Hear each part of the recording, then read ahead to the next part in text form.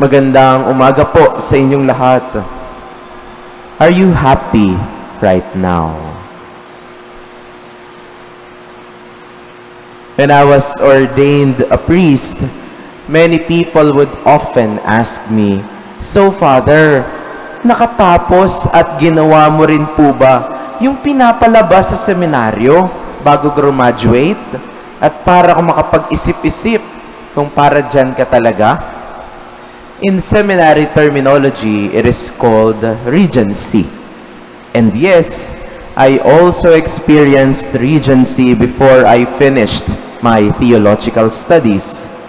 I went out for 2 years, worked as an ordinary employee, and lived alone outside the walls of the seminary. And the next comment of people will be, "Oh, buti na lang, Father, hindi ka lumabas ng seminaryo. Marami po kasi kaming kilala na hindi na bumalik after magtrabaho sa labas."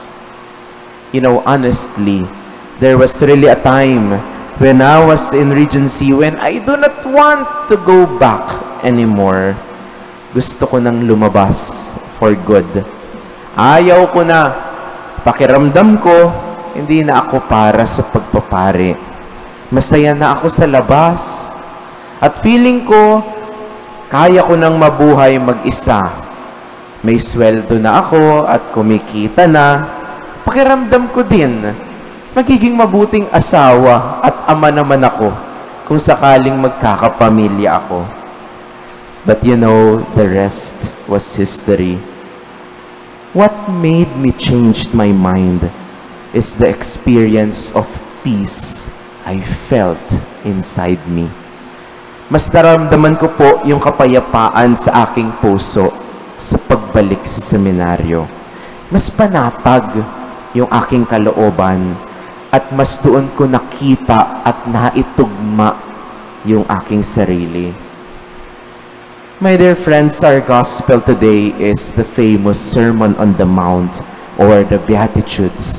And we heard a lot the word blessed or blessed. Blessed is a synonym for happy, but with a deeper connection.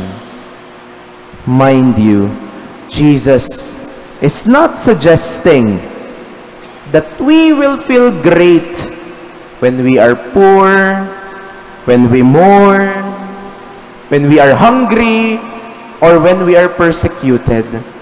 Hindi ibig sabihin ng Diyos na pag naramdaman natin yung mga bagay na yan, happy tayo at ngingiti-ngiti tayo pagkatapos. Mahirap kaya yun.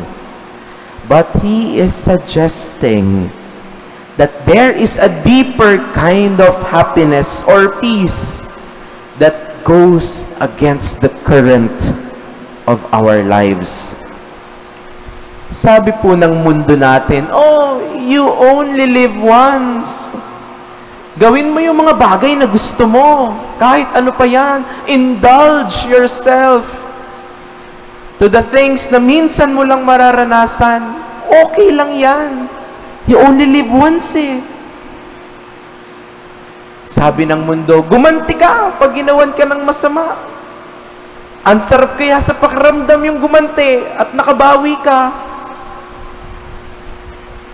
Sabi ng mundo, mandaya ka. Okay lang yon. Lahat naman nandadaya eh. Magnakaw ka.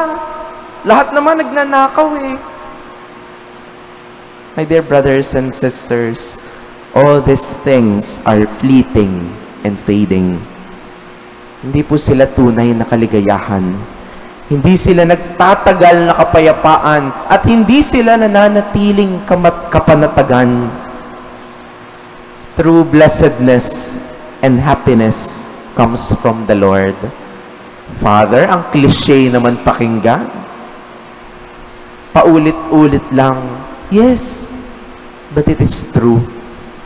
And sadly, some people even spent their whole lifetime trying to search for happiness, only to find out in their twilight years that it only comes from the Lord. You know, there is a beautiful song, a Tagalog song, to summarize all this. Sabi ng kanta, sa Diyos lamang mapapanatag ang aking kaluluwa. Sa Kanya nagmumula ang aking pag-asa at kaligtasan. So back to the question, are you happy right now? Amen.